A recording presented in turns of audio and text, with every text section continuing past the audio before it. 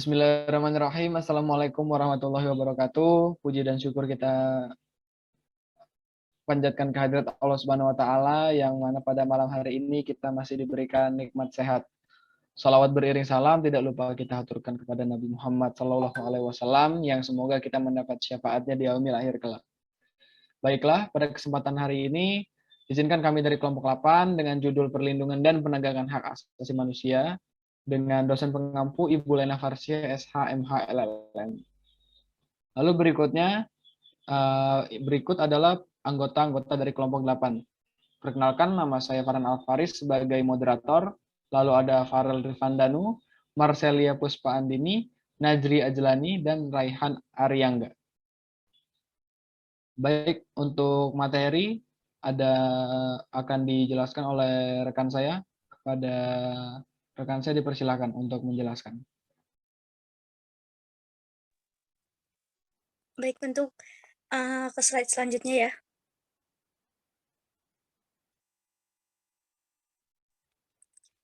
Materi yang pertama yaitu hakikat hak asasi manusia. Ketika kita ingin mempelajari mengenai nilai norma yang berlaku dalam kehidupan bermasyarakat, berbangsa dan bernegara, tentunya kita masih ingat bahwa hak asasi manusia merupakan nilai dan norma yang sangat penting bagi kehidupan manusia di dunia ini.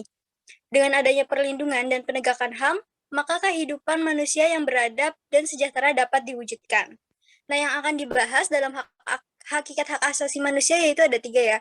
Yang pertama pengertian hak asasi manusia, yang kedua landasan utama hak asasi manusia, dan yang ketiga ciri pokok hakikat hak asasi manusia. Pengertian dari manusia itu sendiri adalah makhluk yang diciptakan oleh Tuhan Yang Maha Esa dengan segala kesempurnaannya. Salah satu kesempurnaannya dari manusia ini adalah akal pikiran, yang membedakan manusia dengan makhluk lainnya.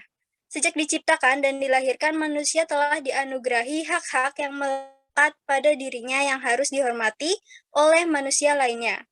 Hak tersebutlah yang disebut dengan hak asasi manusia. Mungkin bisa lanjut. Nah, selanjutnya yaitu pengertian hak asasi manusia. Menurut John Locke, hak asasi manusia adalah hak-hak yang diberikan langsung oleh Tuhan Yang Maha Pencipta sebagai hak yang kodrati. Oleh karenanya, tidak ada kekuasaan apapun di dunia yang dapat mencabutnya. Hak sifatnya sangat mendasar bagi kehidupan dan kehidupan manusia dan merupakan hak kodrati yang tidak bisa terlepas dari dan dalam kehidupan manusia.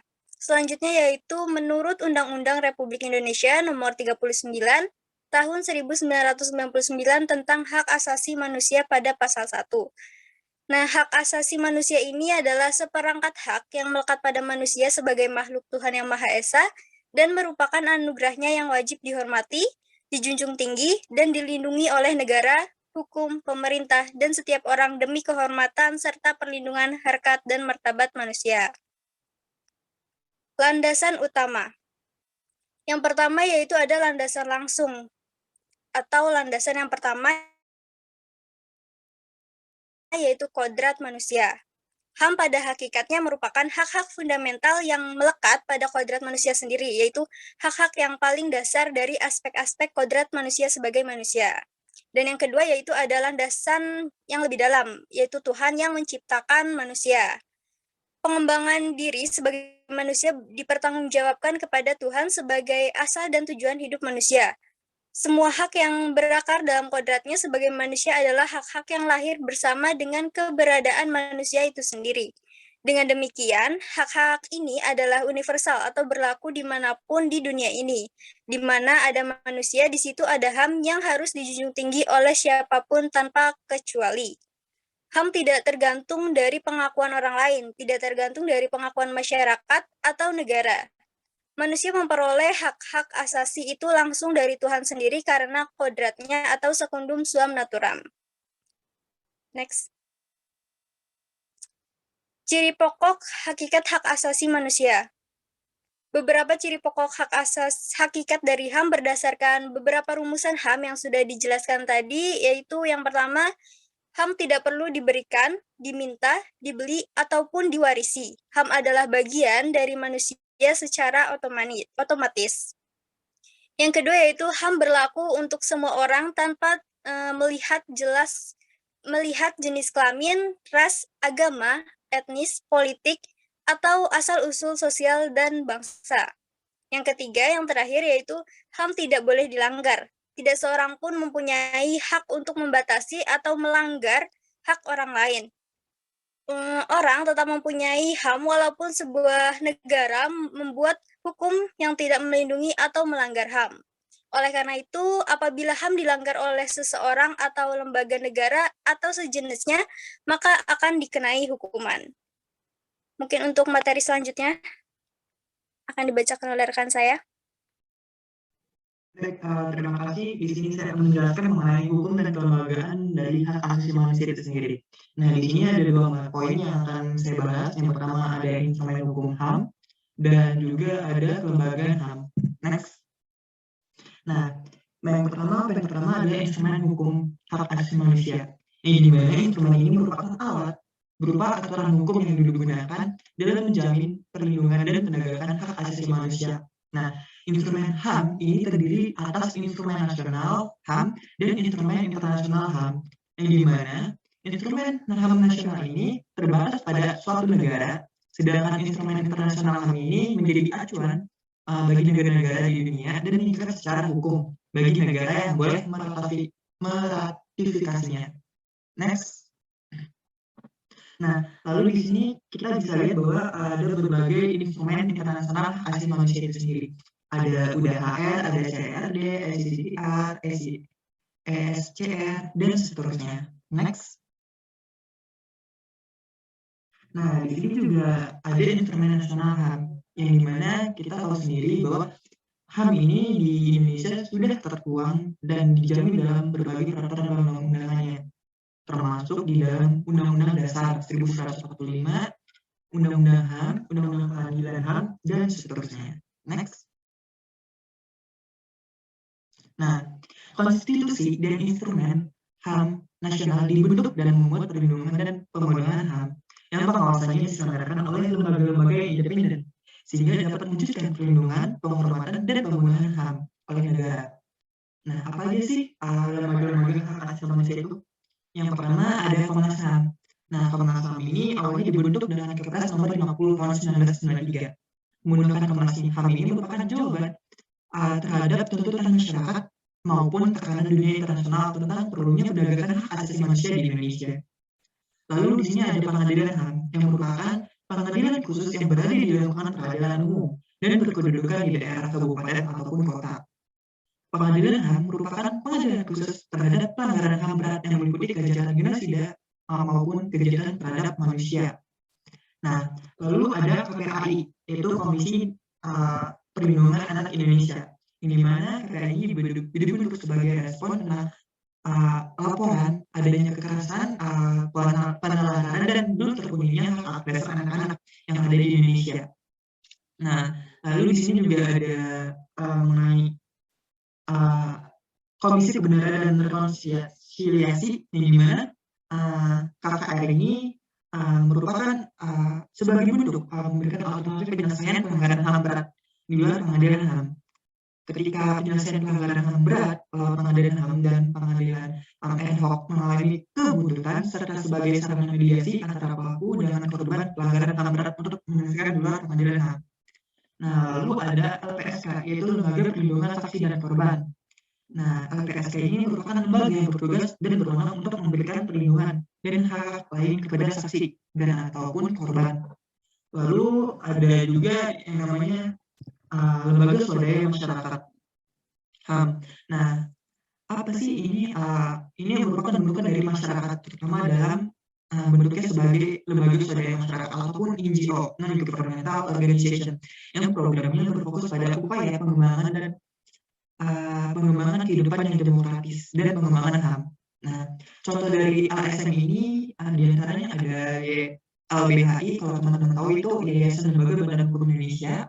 Lalu juga ada Kontras, Komisi untuk Orang Hilang dan Korban Tindak Kekerasan. Lalu ada LSM juga, yaitu Lembaga Studi dan Advokasi Masyarakat dan sebagainya. Nah, sekian pemaparan materi yang dapat saya sampaikan. Saya akan serahkan langsung kepada rekan saya. Baik, terima kasih Farel atas waktunya. Jadi berikutnya adalah kasus pelanggaran hak asasi manusia. Berdasarkan Undang-Undang Nomor 39 Tahun 1999 tentang HAM, pelanggaran hak asasi manusia adalah setiap perbuatan seseorang atau kelompok orang, termasuk aparat negara, baik disengaja maupun tidak disengaja, atau karena kelalaian, membatasi atau mencabut hak asasi manusia seseorang atau kelompok orang yang dijamin oleh undang-undang ini tidak mendapatkan atau dikhawatirkan tidak akan memperoleh penyelesaian hukum yang adil dan benar berdasarkan mekanisme hukum yang berlaku.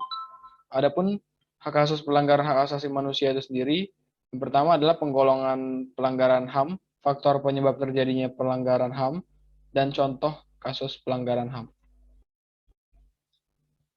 Yang pertama adalah penggolongan pelanggaran hak asasi manusia.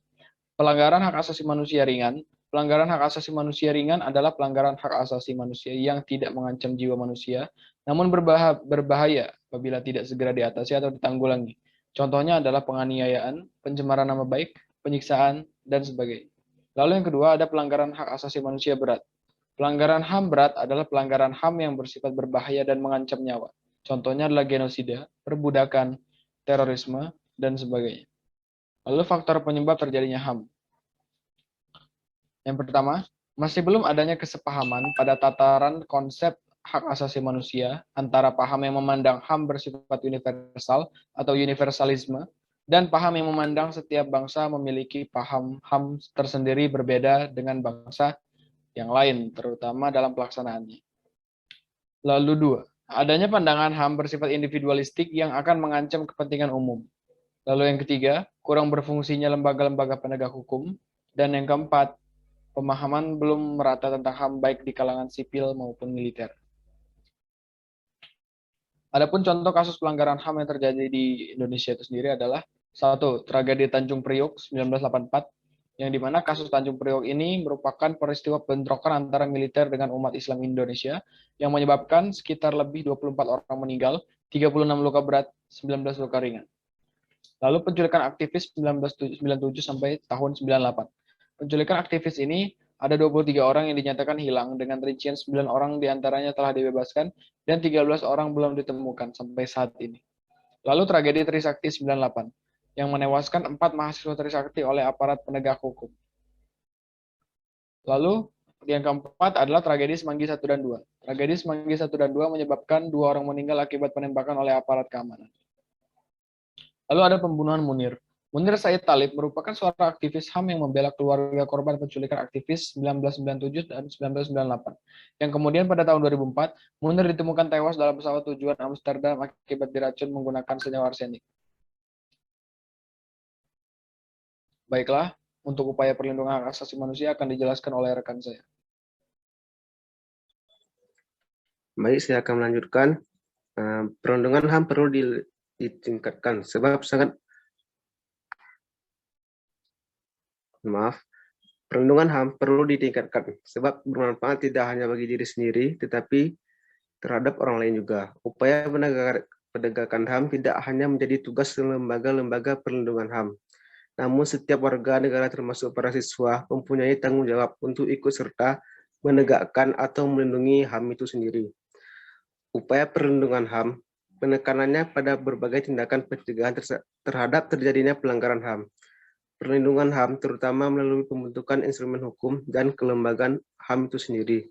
Juga dapat melalui berbagai faktor yang berkaitan dengan upaya pencegahan HAM yang dilakukan individu maupun masyarakat dan negara. Negaralah yang memiliki tugas utama untuk melindungi warga negara termasuk hak asasinya. Lanjut.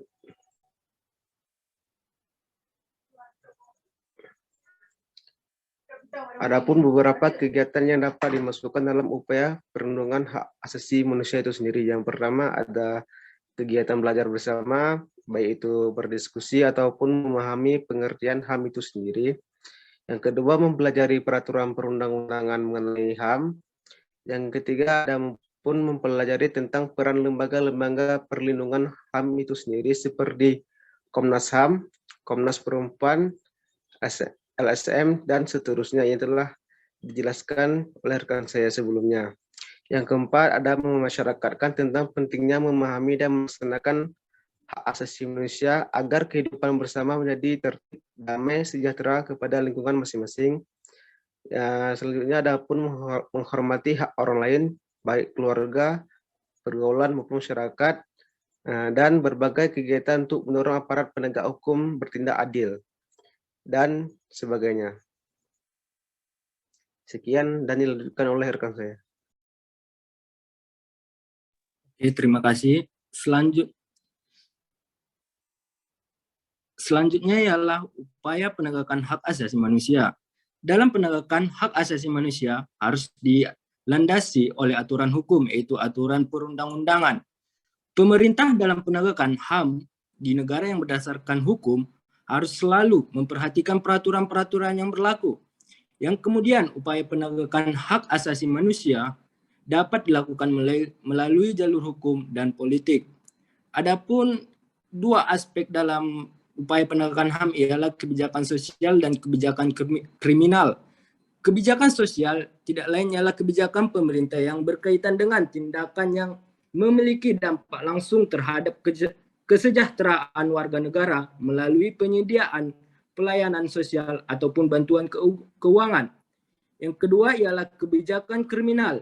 Di sini lebih ditunjukkan pada adanya tanggapan masyarakat atau social response terhadap kejahatan dan segala problematika. Next. Selanjutnya ialah kegiatan yang dapat dimasukkan dalam upaya penegakan hak asasi manusia. Yang pertama ialah membantu memberikan informasi kepada aparat penegak hukum dan lembaga-lembaga hak asasi manusia bila terjadi pelanggaran hak asasi manusia. Yang kedua ialah mendorong untuk dapat menerima cara rekonsiliasi melalui KKR kalau lewat jalan peradilan hak asasi manusia mengalami jalan buntu demi menghapuskan dendam yang berkepanjangan yang dapat menghambat kehidupan yang damai dan harmonis dalam bermasyarakat.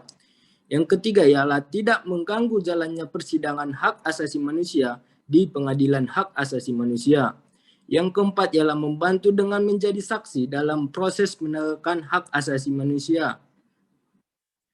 Mungkin cukup sekian dari penjelasan saya kembalikan kepada moderator.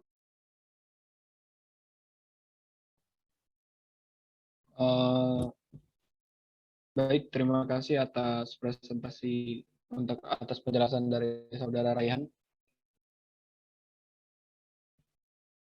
Baiklah, itu tadi adalah presentasi dari kelompok 8. Lebih dan kurangnya kami mohon maaf. Wassalamualaikum warahmatullahi wabarakatuh.